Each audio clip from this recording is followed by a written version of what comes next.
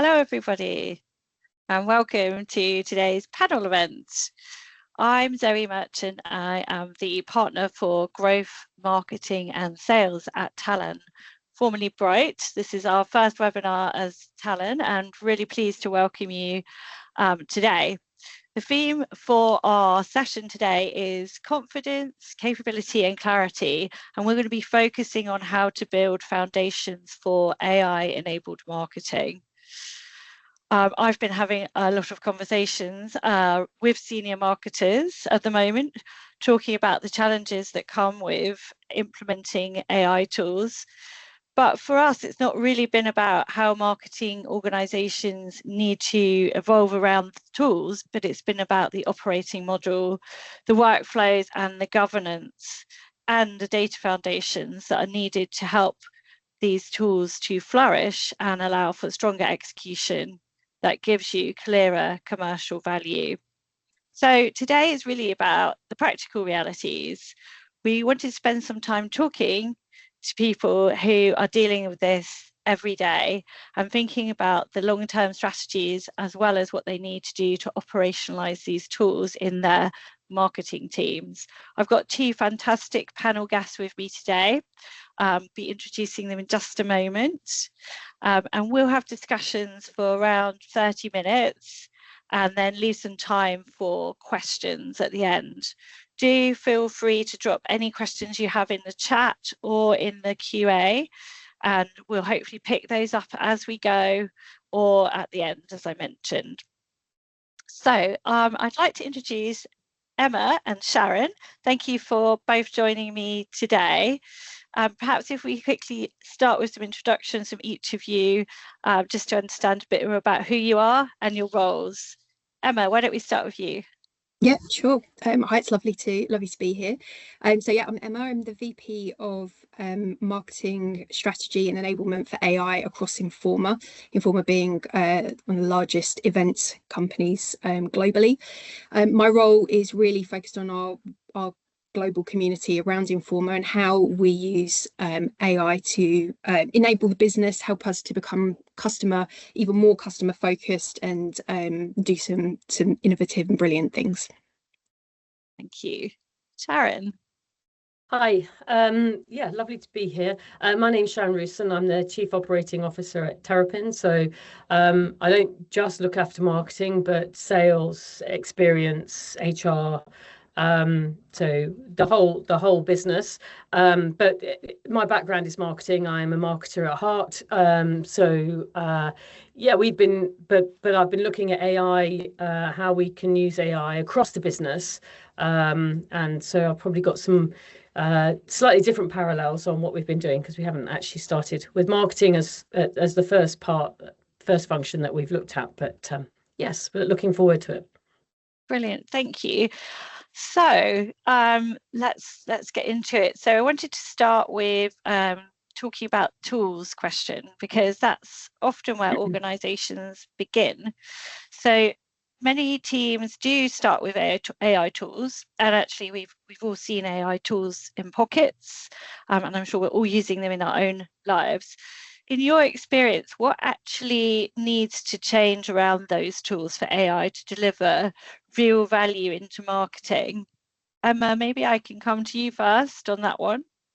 Yeah, I think the honest answer is that almost everything needs to change for the tools to be valuable and to make impact. You know, the tool itself is probably just a 20% of it, and I think that's, you know, AI is no different to any martech that we've been dealing with before. It's, you know, you can't take a tool on a broken process if your data's not right, etc. I think the big shift for me that really we have to get right before we focus in on the tools is a lot to do with our kind of adaptability. I think our customer obsession, making sure our data is in the right structures, and it's you know, the danger is that we kind of bolt on a tool onto a broken process or a kind of a less than great journey workflow that we have for our customers. And so I think a lot of where I am focused at the moment is really understanding our customer journeys. It's understanding the different touch points and looking for where the frictions are. And once I've got those, is then going out again, okay, well, what tools are out there to help me fix those? So I think that's, yeah, for me, that's a lot of what it is. It's much less about the tools at this point and more about the journey.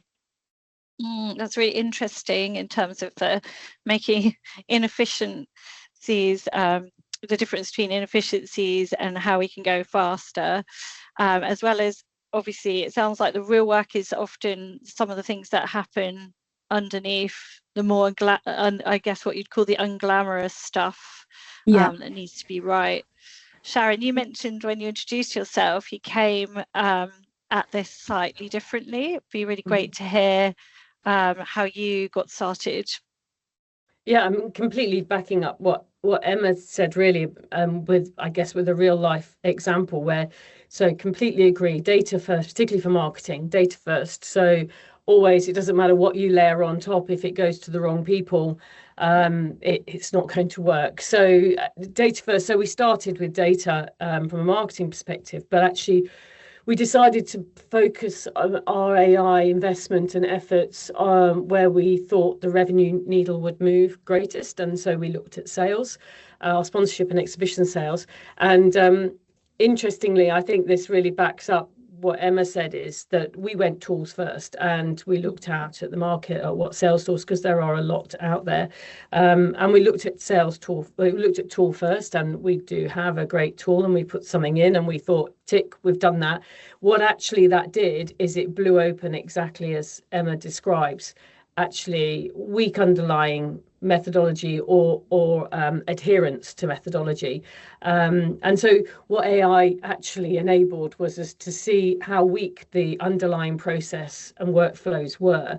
And what we've since now gone and done is re-engineered all of that. I mean, you know, a lot of it's not changed. We've augmented it with AI, but if you're re-looking back at our processes, redefining those, documenting those, retraining around them, teaching the AI what our process and methodologies are, and getting that right. So you know, if your process or your workflows are broken, AI isn't going to fix it. All it'll do is make you do that weak process faster, or expose, in our case, that actually a lot of it wasn't being adhered to, and where we've got problems. But now we need to know where to fix. So yeah, so going tools first is, and there's so many tools out there, right? I mean, it's hard then to pick one, but looking from data as one part, but the other really on any function that you're looking at is really first understanding the workflow,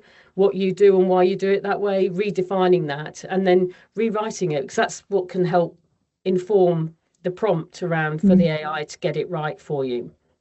Yeah, I think just to build on that as well, I think one of the kind of challenges and the pieces we're really looking at the moment is, initially it was, how can AI make us more efficient in the processes that we have, and kind of back to that, really understanding what the customer journey is, where are the friction points, how can we do something exceptional, and then allow, you know, AI to help us do that, is really the game. Because we, you know, this message I kind of keep running everyone through is, we can't out efficiency our competitors, but we can out experience them. And so again, it's you've got to start with that journey and that innovation before we even think about the tools that are really, you know, out there, which, as Sharon says, there are so many places you could go, there are so many different things you could do. It's moving at such a pace.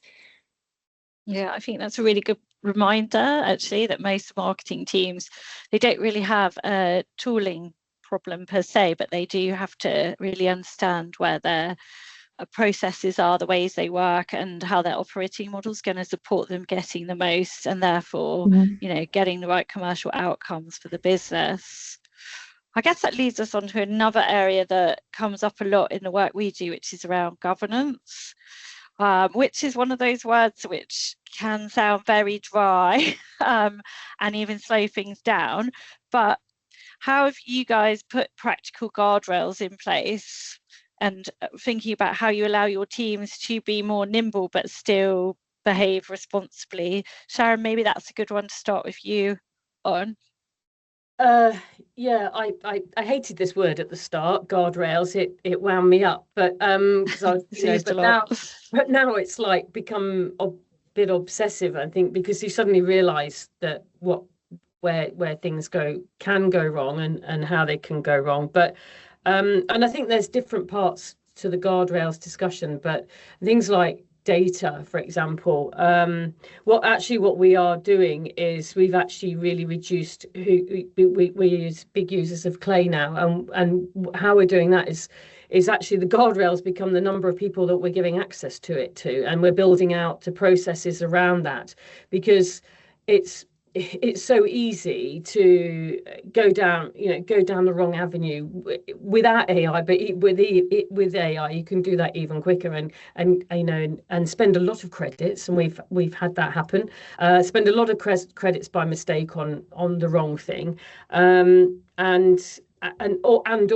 think you've got the right stuff and you've completely got the wrong stuff on the data front, and then that's just going to feed all the way through the marketing campaign. So that's actually one of the guardrails, is just not allowing, not putting. We've always had the kind of philosophy of going back a long time ago, when you first had put the data in the hands of the marketer, and you could, for the first time, didn't have to go to an agency to get the data. We've kind of gone back to that now, that we're building that around that side of it. So a lot of the guardrails really has got to come around the data and how you do it. And in fact, the thing I'm looking at the moment is, because we're moving to Claude, and we're getting it doing all sorts of analysis and great stuff around business planning for events. But then how you put the guardrails around that, because all of a sudden this data's become very exposed, and for the good in many cases, but also there is big governance risk around that. And so then really having to think that through before you can massive roll out some big programs is a boring but very required, and I'm sure for Informa even more so than for a smaller company like us. Yeah, Emma, what's your thinking around this? I know when we've spoken about it, you've made some interesting points about how people interact with the tools quite differently and what that means for governance. So yeah, how do you create that balance? Yeah, I think it's I think the same thing, like Sharon, like kind of like you hear governance and your back goes up and you think, okay, that's the end of playtime. And I think there is just a sense of reframing it, of not slowing people down, but it's how do we give them clear permission to move. And I think that is definitely where we are in the journey. So Informa to date, we've built Alicia, which anyone can read up on, which is our own internal LLM that we, any kind of data analysis we're doing, anything with our own kind of private data, that's where we all are allowed to go play in, which is brilliant. I think then on the flip side of it, for marketing as a function, we've been quite restricted in the sense of what tools we can go out and use, because one, we have Alicia that's doing certain things, and two, there is a sense of brand guidelines, just that kind of that risk of data in the wrong place. And I think the kind of the path that we're moving to is, how do we begin to create these sandboxes with very specific use cases that people can begin to safely go and play in and innovate, because that is what you want. Because the danger of not doing that is that people go underground. They use a personal device. They do it anyway because there's all these tools out there. So I think I think Informa's got some very strong governance in place. I think the reframe for us is, how do we create these permissions? That's a big part of the kind of program I'm working on at the moment, is what does that look like? And to your point, around people are at different stages, is kind of allowing for that as well. And that's why I think these smaller programs with specific use cases in those journeys that we're kind of walking through and saying, okay, these are the use cases you can use it for, this is the data that you're allowed to kind of use now, kind of go create, is beginning to be way more positive. But I think there is this constant fear of people will go underground and do it anyway. It's like the black market of AI.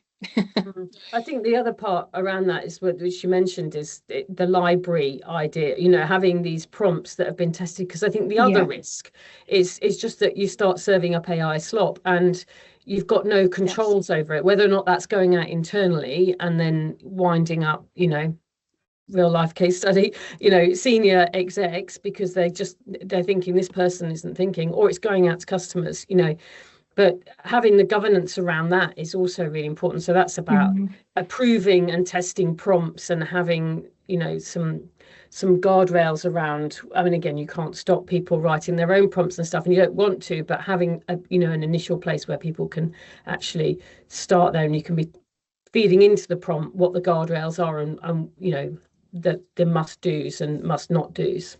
Yeah, I agree. I mean, for us, governance isn't really about the control for its own sake. I always think about trying to create enough clarity and confidence for the people to use the tools well, but obviously to govern that within the organizational confines. A question has come in, so we might just want to quickly have a look at that. So Hannah has asked, hasn't it always been the case that you needed to document and establish business processes before introducing new IT tools? So what is new with AI tools? And I think we've just kind of covered some of that in our discussion there, but is there anything that either of you would call out as being like kind of materially different? I think I think it's absolutely correct. It's what I said. We kind of, whether it's MarTech or AI, it's kind of we've always been in the same piece. I think the piece for me that's slightly different here is that because of the nature of what AI can do and what it enables a marketer to do, that perhaps we would have relied on a tech team before, or certain kind of third-party systems and tools, is it's less about kind of a procurement question at this point, and it's much more about kind of getting back to kind of those customer journeys, and really that kind of breakout of what is it we're trying to do. And I think there's so much pace of change happening, and we've talked about this before, is there's also kind of a bit of a nervousness of tying ourselves into a particular tool for a really long period of time when the pace of change is kind of something we haven't seen before.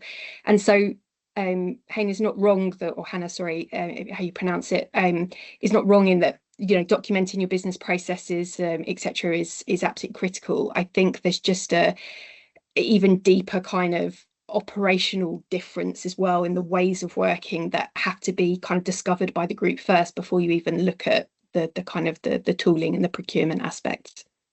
I think the difference is that there is AI can enable, in some cases particularly, a completely different way of thinking about a function, whereas before the pace of change in if it's MarTech or whatever tech is just been slower. That unless you've been a real laggard and not don't have a marketing automation system or something, and then you're doing a big leap, I think the gains were marginal and or probably taken because of an IT reason or an integration reason or a cost reason. Whereas with AI, it gives you an opportunity, because actually you might be reducing cost massively with AI, but gives you an opportunity to really sit back and use AI to help redefine your process as well. So I think that when you're doing it's just, I don't know, I just think it's like it could be such a big step change that it gives you that opportunity to stop and breathe and to just really think and go through it. I would agree, Sharon, with that. I think as well that having an adaptability, like an adaptable organization, is key to be able to take those changes forward. And also there's so much more to think about, I think, with capability for using the tools effectively than perhaps some of the previous IT tools, like you say, that might have been similar but an upgrade. So yeah, I guess that kind of carries us forward into capability. And for me, capability is huge. Like giving people a tool and expecting them to magically know how to use it isn't necessarily going to give you the outcomes, and it's not going to get you where you need to be. So I guess it's touching on what you found most effective in helping the marketing teams to feel confident in using these tools in their day-to-day work. Maybe Emma, that's one for you to start with. I think the probably the biggest one so far has been that it's not making it kind of abstract training. I think at the very beginning it was a lot of like how to write a great prompt and things like that. What I've found so far in the work I've done is being when you're actually in their actual work, when you've sat down in the workshops, you've talked about existing processes, you've looked at where the friction points are, both from us internally and from a customer perspective. And it's been taking a real life problem, like a real, you know, piece you're working on, or a real campaign you're working on, or a new business challenge. And within that room, sitting down and then looking and using AI on that in person and workshopping it together, those have been the places where it feels much more kind of effective, and yeah, we have the greater gains and also the greater energy around it as well. So I think it's making the training people's actual work, and that back to my point around like the sandbox idea, where you've kind of given permission to go play with the use cases. That's where the real magic is happening, rather than feeling all the time where it's just like, okay, well, I'll train you on this system and kind of off you go. And I think the second part, and one of the programs that we're kicking off in June, is, you know, it's less about, again, AI tooling. It's more about innovation and creative courage. And some of that as well is taking the learnings from the sandboxes, and it's kind of publicly sharing our learning curves, like the things that work, the things that don't, the challenges that we've had, and the ways we do things differently. And I think back to that, you know, the very first thing we were talking about, that mindset, that adaptability, that like all those skills are just, for me, those are the fundamentals of how we really build that capability with AI. It really underpins it for me. Yeah, I think, yeah, it's a really important point that working on real problems helps people to become more confident rather than generic training, but also that mindset shift, those ways of working that allow everyone to be able to go on that journey. Sharon, when we spoke about this before, you were quite candid about capability isn't always where you'd expect it to be, even in marketing. So what are you seeing? Yeah, I mean, I think again, to Emma's point, I think a lot of people like, yeah, can't think beyond just the initial prompt, or using AI as just a you know, a slightly better search engine, and thinking through a lot of those things. So for us, I think where we've seen the biggest gains is running POCs and getting the marketing, you know, a few marketers involved, but actually demonstrating results. Because what I found is that, you know, a lot of people will say, particularly if you're going to ask for some budget from their event budget, oh, not mine. I haven't got much budget on this event or whatever. No one wants to give you the money to do it. So we ran a lot of pilots centrally, working with different event teams on it, prove the case, and then we can roll out, and then we roll out and get the capability going around that. So a lot of that AI building is being done in a smaller team, you know, rather than piloted out and off you go and do this stuff, because we've just found that it's, yeah, I mean, I think that it really does take, you know, you've got to have some courage if you're going to take some budget, and maybe it won't work or not work as well as something else, and you know, someone's always going to query it. So you've got to be able to give people that, you know, that the safety in order to do that. And actually by doing that, we've been taking some of that risk away from the events teams as well, to do it. But it really, yeah, actually building out the pilots, that's how we've really been able to get some stuff, and then scale, but then scale quickly and go, look, we've proved it works, it's enough now, no more you doing it, these kind of shows it works on, we're going to go across it on all. Yeah, that's good, an excellent point. And we're going to come back to that repeatability and scalability in a moment, because I think that's such a key area, and obviously lots of talk about scaling.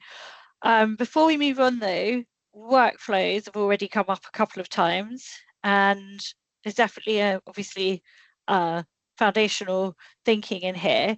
Can you share any examples where redesigning a workflow has unlocked better results from AI? Emma, maybe from your side? Yeah, I think a couple come to mind. content is the obvious one, so I'm not going to go there because I think it's probably talked about quite a lot. But a couple of examples for us is, again, if you think about mapping, in this case, we mapped a marketing role, and we have different marketing roles, whether it's commercial, audience, product, etc. And looking at that as a kind of end-to-end, like the stages that you'll go through. Let's think about like the first part, the strategy planning, and it's taking those different activities that are going on, and it was saying, okay, what's something in there that we could pick? So for example, when we're looking at kind of the pricing for our audience tickets, and we traditionally what might happen is we've got a target to hit that gets passed down in sales and marketing go, right, okay, I've got to somehow grow by X%, and then it becomes a bit finger in the air, or it's this massive spreadsheet we're trying to pull the data. That was a very small example of where we used AI to build a tool that enabled kind of different modeling and scenario planning and being able to change different data points that made a much more empowered, like, strategic thinking. And then kind of the other ends of that on something on like that's customer facing in campaigns. Just an example, when I talk about like looking at a kind of a customer journey experience, is something like downloading a brochure. Like typically, it's gated, you put in your details to be able to download the brochure to find out about sponsoring a show. And when we first looked at, okay, AI, well, how can we, speed that up? It's, these decks take ages. We've got to keep updating them with inventory, etc. You can't personalize at scale because it's too vast. So initially, when we looked at it, it was like, hey, what could AI do here to just speed this whole process up, pull the content and the images together? Actually, when we mapped the customer journey and what we were trying to do, what the customer was looking for was the ability to personalize this brochure on output, to be able to put in the things they're looking for, what they're trying to get out of the show. Is it building brand? Is it pure lead gen, etc.? And through doing that on the back end, then being able to pull the relevant products, personalize the experience based on your company, where you place and etc., and actually creating just a really great personalized experience that was nothing to do with the efficiency per se of the marketers, but actually became much more about a customer experience, which is, again, if we're looking at where we're looking for performance, it's just within that pipeline, like what is our rate of conversion to a sales qualified lead to a closed deal as well. So just two sort of examples to play with. Great examples. I love the move away from just how do we do something faster to how do we actually redesign the experience for more growth.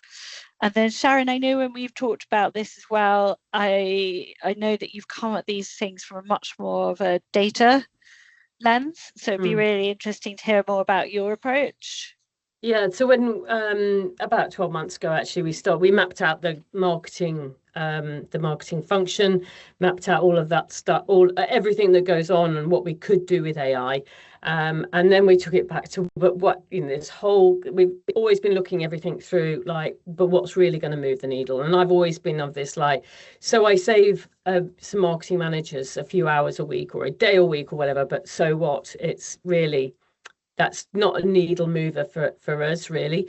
But so and for marketing, to me, it always comes back down to data, who you're sending your data to. So the big workflow that we've spent the last about 8 months really redesigning and reworking is on how we build data for an event. And historically, it would go, marketing manager would pull some analysis and it would be fed to the general manager or the event director, who'd then build out, or they sit in a meeting and they build out what the ICP would look like, and they'd spend hours arguing about whether or not it was 4 or 5% to some marginal profile. And then the marketing manager would go out and find this data. We've completely re-engineered that process now, where we've actually we are running our attendee data through Clay. We're enriching it. We're then putting that back through AI, getting AI to build out the ICPs based on that historical data. Then we are feeding that back in, and we're doing that on a multi-event level. So we're doing it on a brand level, where we may have several events in the brand, so we can get the insights from all of the different brands.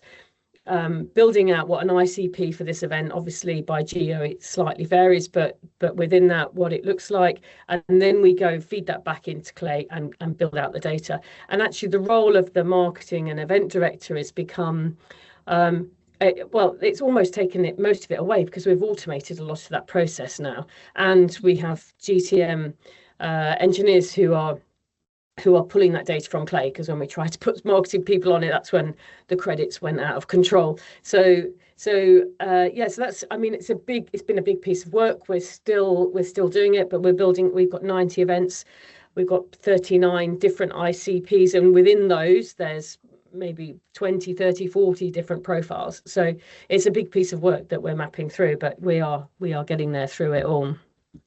It's really interesting about how the workflow redesign hasn't been so much about the campaign execution, but really about the data and decisioning around those ICPs. Really, really good example. So it moves us on to experimentation, actually. There's a lot of noise at the moment, and has been for some time, to be honest, about moving from pilots and proof of concept, and how are you going to scale and experimentation.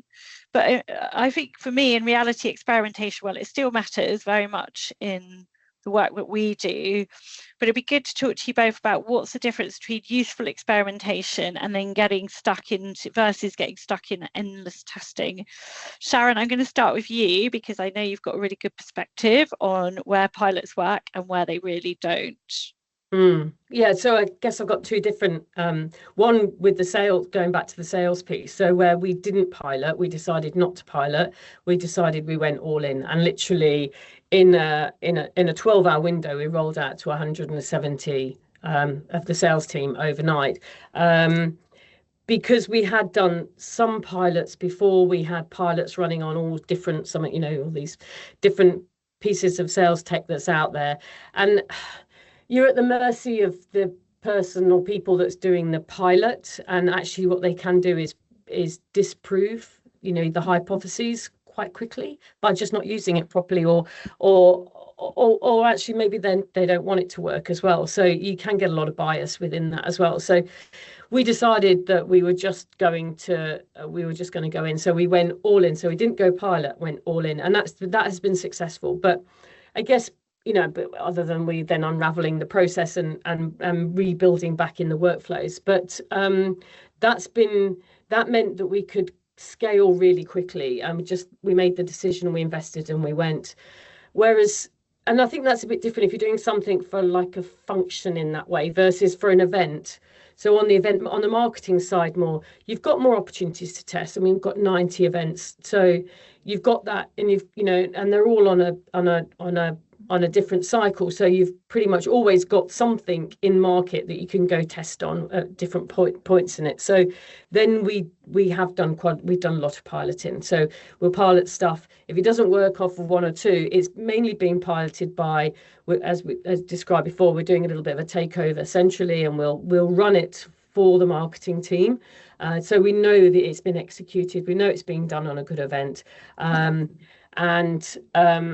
we can make a decision within one or two trials. If it doesn't work, you can kill it quite quickly and move on. And if it does work, then you can scale. So normally after three, 4, probably 5's the most pilots we've done off of any bit of tech, we can then we'll go, look, okay, this is working, now roll it out. And then we can roll out really quick. And then we take that approach of now it's an immediate roll, and we're going out to everybody because we've got that use case. It's been proven, and so there's really little argument. And of course, it might not work in some regions, but then you can learn that quite quickly as well. Yeah, I think that's good. It's interesting. Sometimes the issue isn't the idea; it's how it's set up, like you say. So, Emma, from your side, where have experiments created the most value? I think to what I'd said earlier is where it's been in people's real work, where we've taken specific use cases. I think it's been really important up front to have the right measurement framework in place. There was a big, I think, and we're probably still going through it, a big kind of mindset shift of this idea of efficiency was the only play, and actually it's the focus on revenue. And so the more that we get these small experiment wins, revenue wins, it's just an easier story to tell. And to Sharon's point, it kind of like, why wouldn't you then want to try it out? Why wouldn't you want to scale it? But I think the final point I'd make is, as you said, there is a lot of noise around, okay, get from pilot, get to scale, get from experimentation, it's got to be at scale.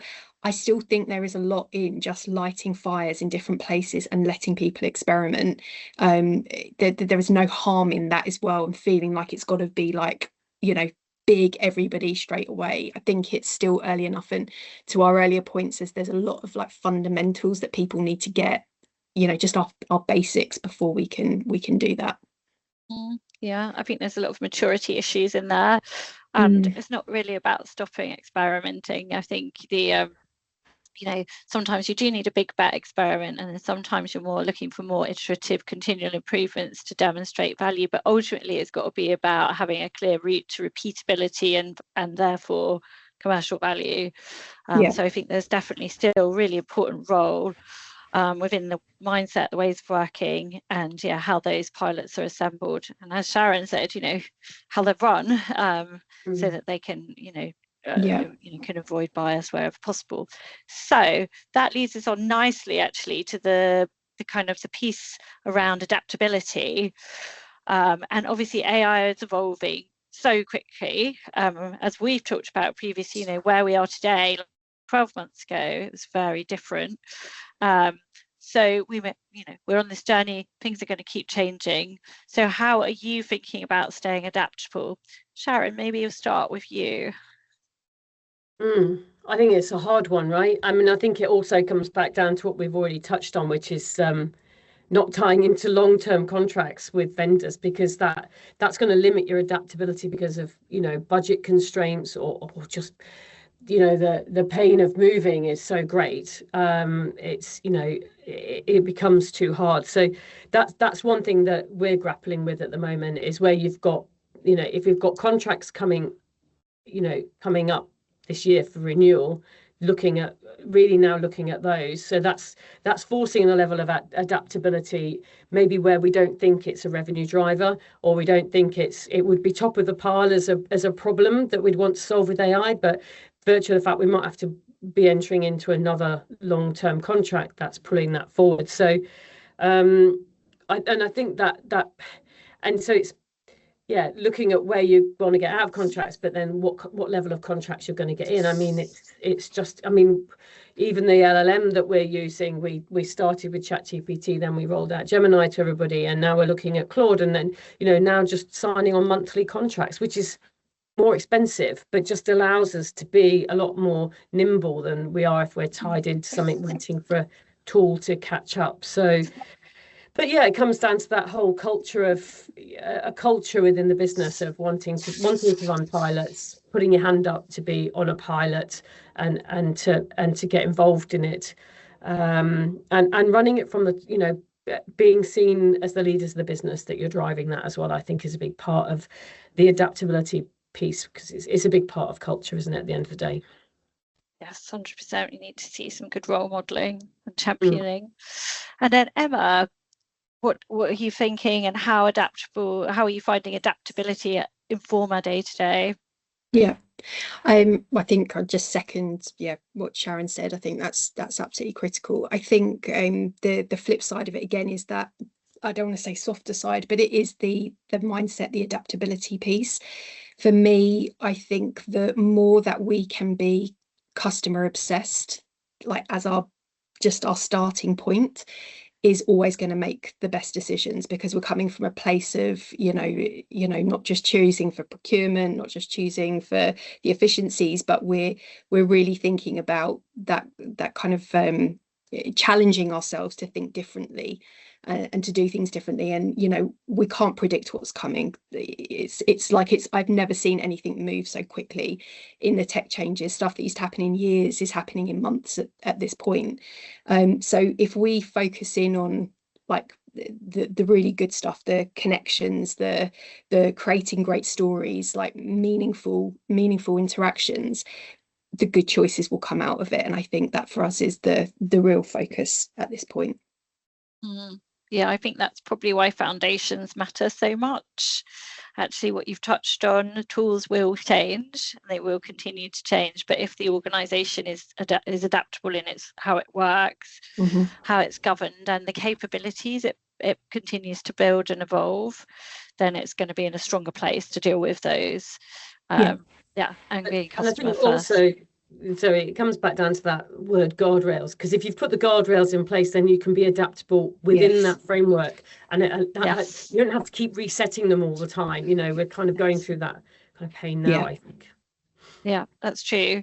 I mean, we say quite often freedom within a framework, which does sound a bit like a t-shirt slogan. Maybe I'll get some made up, but, you know, actually it is, you know, valid, I think, as you say, in this time when we are trying to, you know, go on this journey and be nimble and adaptable at the same time as onboarding and enabling our teams to drive the success. So we're running up against time. We've had a few questions. I just wanted to reassure everyone, if we don't get to your question now, then we will follow up and we'll share some responses offline as well. We've got one more quick fire round, which I wanted to cover with Sharon and Emma, because I think it will be a great way to wrap up the session. So it's going to be quick fire. So one sentence answers only, no essays for this one. So biggest myth about AI marketing? That AI will replace marketers is my thing. I think it will replace slow marketing processes or poor marketing workflow, but not good marketers. Emma? That it will replace creativity. I think it actually raises the bar for us and what counts as creative. Great answers. Next question. One capability every marketing team should prioritize this year. I'm gonna go data. I think data or workflows. If I can have two, but yeah, focus on data. Rethink your workflow. Yeah, I'd say spend the time on those journeys. Map out your journeys. Look for the friction points. Great. And if your marketing team had a motto for AI, what would it be? Probably customer obsession powered by adaptability. Nice, Emma.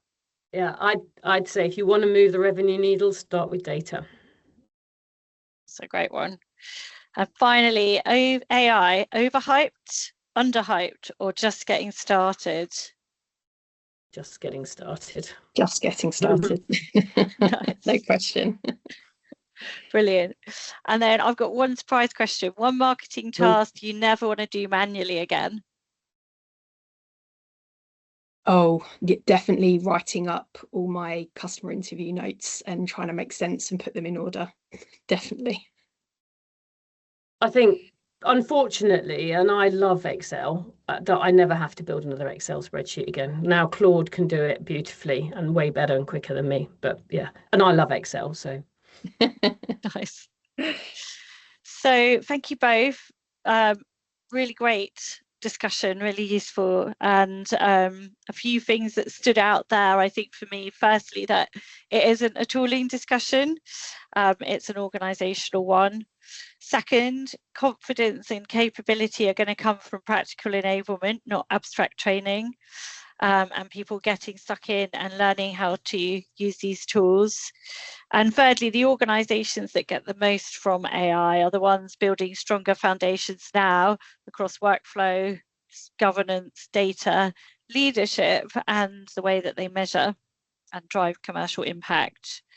So I just wanted to say thank you to everyone that's joined today. We are going to be releasing an ebook over the next few weeks, which will highlight how to enable your marketing teams and create your own AI factory in your organization, as well as a diagnostic that you'll be able to assess your maturity and understand a little bit more about the areas that you should be thinking about as you go on your own enablement journey. As I said, we didn't get a chance to cover all the questions. We will be sharing answers offline and come back to you individually, if not as a group. And if you do have any questions, or you'd like to continue to explore this topic further, then we'd be happy to catch up with you. So finally, thanks again to Emma, and thanks to Sharon, and thank you all for joining us.